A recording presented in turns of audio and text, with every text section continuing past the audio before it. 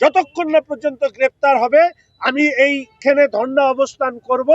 গ্রেপ্তার হওয়ার পরে আইনি লড়াই নিশ্চিতভাবে পরিবার তারা লড়বে, এই কাজটা আমি করব। আপনাদের মাধ্যমে আমি শিলিগুড়ির জনগণের কাছে ক্ষমা চেয়ে নিচ্ছি। আমার মনে হয়েছে নির্বাচনের থেকেও অনেক বেশি গুরুত্বপূর্ণ এই ধরনের পৈশাচিক কাজ যারা করে তাদের বিরুদ্ধে শাস্তির দাবিতে মানুষকে সাথে নিয়ে রাস্তায় থাকা, সেই কাজ করছি। আজকে ভারতীয় জনতা পার্টি 1 নম্বর মণ্ডলের পক্ষ থেকে আমাদের এই ধর্ণা অবস্থান আমরা করছি। যে আপনারা শুনেছেন গতকাল আমি নিজে ঘটনাস্থলে এসেছিলাম, রাত্রে শ্মশানে এসেছিলাম। যে 1 নম্বর ওয়ার্ডের একজন ছাত্রী, সেই ছাত্রীর দুর্ভাগ্যজনকভাবে আত্মহত্যা করে এবং পরবর্তীকালে যে বিষয় উঠে আসে যে আমাদেরই এলাকার একজন যুবক যার নাম হচ্ছে আমির আলী, যে এর পূর্বে এই ধরনের বিভিন্ন অভিযোগে অভিযুক্ত, তার দ্বারা কোনোভাবে চাপ ইত্যাদির কারণে এই ছাত্রীটি আত্মহত্যা করে।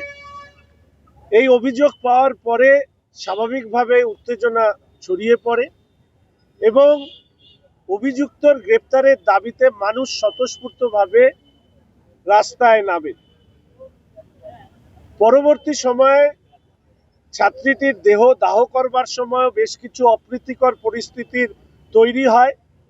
এক্ষেত্রে স্থানীয় শাসক দলের নেতৃত্বের ইন্ধন রয়েছে বলে অভিযোগও উঠেছে এবং শ্মশানের মধ্যে লাঠি চালনার মতন দুর্ভাগ্যজনক ঘটনাও ঘটে। এখানে পরিস্থিতি উত্তপ্ত হওয়ার কারণে পরবর্তীকালে আমি ব্যক্তিগতভাবে উপস্থিত হই। সমাজের এই অঞ্চলের মানুষের তারা প্রথমে পুলিশের আধিকারিকদের সাথে কথা বলেন, পরবর্তীকালে আমি কথা বলি। তারা আমাদের কাছে এই আবেদন করেন যে আগামীকাল 10টা অর্থাৎ আজ 10টার মধ্যে তারা গ্রেপ্তার করবার চেষ্টা করবেন। এবং এটাও ঠিক, পুলিশ আধিকারিকরা বলেছিলেন সেই সময় যে আমরা তো ভগবান নই, যদি একটু সময় এদিক ওদিক হয়। তখন আমি ওনাদেরকে বলেছিলাম যে দেখুন, জনগণ চাইছে, আমি জনগণের প্রতিনিধি, আমি প্রতিনিধি হয়ে আপনাদের কাছে জনগণের দাবি উত্থাপিত করেছি। দায়িত্ব আপনাদের গ্রেপ্তার করার, এবং এটুকু আশা রাখি আপনারা দ্রুত এই গ্রেপ্তার করবেন। কিন্তু যদি সকাল 10টার মধ্যে না গ্রেপ্তার হয়, আমি রাস্তায় আসব।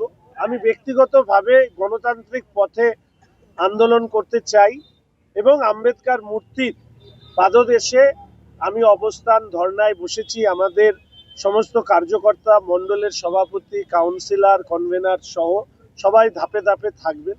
আমার সমস্ত ধরনের রাজনৈতিক কর্মসূচি আমি স্থগিত করছি। আগামী আজকে দুটো আমার কর্মসূচি ছিল, সেই দুটো আমি করব। অন্যান্য পাবলিক যে আমার ক্যাম্পেইন, সেই ক্যাম্পেইন আমি বন্ধ করছি। আজকের থেকে আমি এই অবস্থানে ততক্ষণ পর্যন্ত থাকবো যতক্ষণ না পর্যন্ত গ্রেপ্তার হচ্ছে। ঝড় বৃষ্টি, রৌদ্রু, রাত্রি, কোনো অবস্থা থেকে আমি এই অবস্থান থেকে উঠবো না। কারণ আমার মনে হয়েছে যে পুলিশ প্রশাসনের একাংশ পশ্চিমবঙ্গ সরকারের মাননীয় মুখ্যমন্ত্রী তোষামোদের পলিটিক্সের দ্বারা প্রভাবিত। তারা এটা উপলব্ধি করেন না যে বারংবার করে এই অ্যাপিজমেন্ট পলিটিক্সের কারণে এবং অপরাধীদের সুরক্ষা দেবার কারণে এই ধরনের ঘটনা ঘটছে। হিলকাট রোডেও একইভাবে একজন ডাক্তার মার খেলো, আজ অবধি তার গ্রেপ্তার নেই।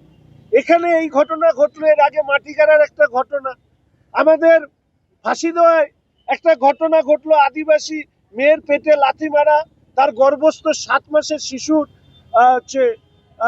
তার মৃত্যু ঘটা। বাংলায় হচ্ছেটা কি? এই বাংলা কি অপরাধীরা রাজত্ব করবে আর আমাদেরকে পড়ে পড়ে মার খেতে হবে? এটা ঠিক অনেকে মনে করেন যে আরো এখানে দাঁড়িয়ে আমি আরো তীব্র আন্দোলন করতে পারি, কিন্তু আমরা চাই যে পুলিশ প্রশাসন সহযোগিতা করুক এবং তারা দ্রুত গ্রেপ্তার করুন। যদি গ্রেপ্তার না করেন, আজকে ধর্ণা হচ্ছে, কালকে আবার অন্য কিছু করব। মাথায় রাখতে হবে, আমি আমার পলিটিক্যাল ক্যাম্পেইন বন্ধ করছি একটাই কারণে, যে এর অপরাধীদের গ্রেপ্তার করতে হবে। যতক্ষণ না গ্রেপ্তার হবে, শুধুমাত্র এই বিষয় নিয়ে আমার আন্দোলন চলবে, ভারতীয় জনতা পার্টির আন্দোলন চলবে। আজকে ধর্ণা অবস্থান হচ্ছে বলে কালকেও শুধু ধর্ণায় বসে থাকবো, এটা যেন পুলিশ প্রশাসন না ভাবে। ফলে আগামীকাল আন্দোলনের অন্য রূপ নেবে, তারপরে অন্য রূপ নেবে। আমি পরিষ্কার ভাষায় পুলিশ প্রশাসনকে বলতে চাই, রাজ্যের মুখ্যমন্ত্রী আমাদের উত্তরবঙ্গে এসছেন, উনি হচ্ছেন উত্তরবঙ্গের ক্ষেত্রে, আমি শব্দ চয়নের ক্ষেত্রে একটু সতর্ক থাকবার চেষ্টা করছি। উনি উত্তরবঙ্গে যখনই আসেন তখনই কোনো ধরনের দুর্ঘটনা বা কোনো ধরনের এমন ঘটনা ঘটে যে ঘটনাগুলো কাম্য নয়। ফলে আমি মুখ্যমন্ত্রীর উপস্থিতিতে, পুলিশ মন্ত্রীর উপস্থিতিতে এই কথা বলতে চাই, যতক্ষণ না আমির আলী গ্রেপ্তার হচ্ছে, ভারতীয় জনতা পার্টি আমির আলী গ্রেপ্তারের দাবিতে রাস্তায় থাকবে। আমাদের শিলিগুড়ি শহরের আশপাশ, আমাদের শিলিগুড়ি শহরের হিলকাট রোড সহ বিভিন্ন অঞ্চলে যে ঘটনাগুলো ঢুকছে, দেখা যাচ্ছে, সেই ঘটনার সাথে আমি মনে করি এখানকার জনবিন্যাসের পরিবর্তন একটা বড় কারণ। অর্থাৎ অনুপ্রবেশ সহ অন্যান্য সামগ্রিক কারণে এক ধরনের মানসিকতা গড়ে উঠছে যে যা খুশি তাই করতে পারি, কিন্তু সরকার আমাদের মাথায় আছে, মমতা ব্যানার্জি মাথায় আছে। ফলে আমাদের কোন রকমে কয়েকটা দিন কাটিয়ে দিতে পারলেই পুলিশ কিছু করবে না। এই পরিস্থিতিতে দাঁড়িয়ে অনির্দিষ্টকালের ধর্ণা অবস্থানে আমি বসলাম। যতক্ষণ না পর্যন্ত গ্রেপ্তার হবে আমি এইখানে ধর্ণা অবস্থান করব। গ্রেপ্তার হওয়ার পরে আইনি লড়াই নিশ্চিতভাবে পরিবার তারা লড়বে, এই কাজটা আমি করব। আপনাদের মাধ্যমে আমি শিলিগুড়ির জনগণের কাছে ক্ষমা চেয়ে নিচ্ছি। আমার মনে হয়েছে নির্বাচনের থেকেও অনেক বেশি গুরুত্বপূর্ণ এই ধরনের পৈশাচিক কাজ যারা করে তাদের বিরুদ্ধে শাস্তির দাবিতে মানুষকে সাথে নিয়ে রাস্তায় থাকা, সেই কাজ করছি। এবং গতকালই আমি এই পরিবারের সাথে দেখা করেছি, বাড়িতে গিয়েছি। আজকে আমাদের মাননীয় সাংসদ তিনিও আসবেন এবং এই পরিবারকে যে ধরনের আইনি সহায়তা দেওয়া দরকার, দোষীদেরকে শাস্তি দেবার ক্ষেত্রে সব ধরনের আইনি সহায়তা আমরা আমাদের পক্ষ থেকে দেব এবং এই পরিবারের পাশে আমরা রয়েছি। কালকে ওর মাকে দেখে আমার এত কষ্ট লাগলো, এবং ওর বাবা, তারও শারীরিক অবস্থা খুব খারাপ। ফলে এইরকম একটা পরিবারের মেয়ের সাথে এই ধরনের ঘটনা ঘটবার কারণে আমরা সারা শিলিগুড়ি শহর আমরা লজ্জিত এবং এই পরিবারের কাছে ক্ষমা প্রার্থী। সমস্ত কর্মসূচি আমার বন্ধ। দুটো আমার আজকে ছোট কর্মসূচি আছে, সেটা একটা অফিস আর একটা জায়গায় যাওয়ার আছে, সেখানে আমি হয়তো আধা ঘন্টার জন্য যাব। এবং এখন থেকে কোনো পলিটিক্যাল পাবলিক ক্যাম্পেইন আমার বন্ধ। যতক্ষণ না গ্রেপ্তার হবে ততক্ষণ আমি এখানেই বসে থাকবো, বৃষ্টি হলেও আমি এখানেই বসে থাকবো। আমি এই সমস্ত প্রশ্নের উত্তর দেব না। ইলেকশনের আগে হোক, ইলেকশনের পরে হোক, আমার শিলিগুড়ি শহরের কোনো মেয়ের সাথে এই ঘটনা ঘটলে I am the first person যে আমি রাস্তায় দাঁড়িয়ে প্রতিবাদ করব।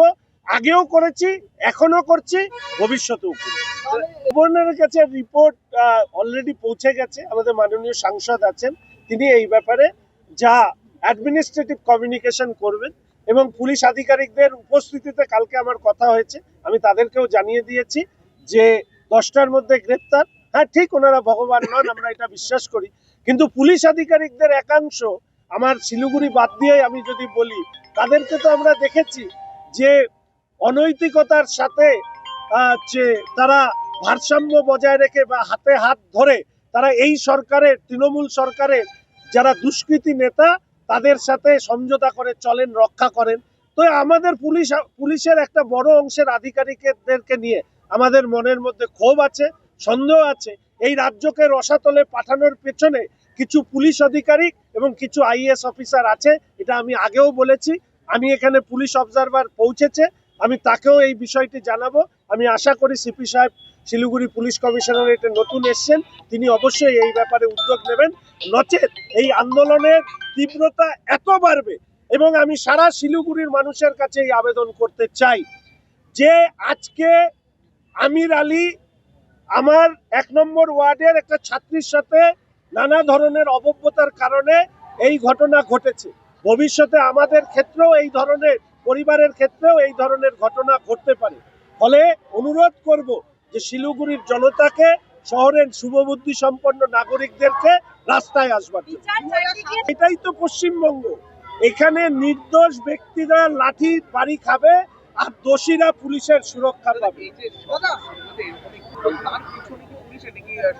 দেখুন, আমি বিশ্বাস করি না সব পুলিশ খারাপ, কিন্তু পুলিশ রাজনৈতিক চাপের কাছে মাথা নত করলে অনেক ক্ষেত্রেই অপরাধীরা ছাড়া পায়।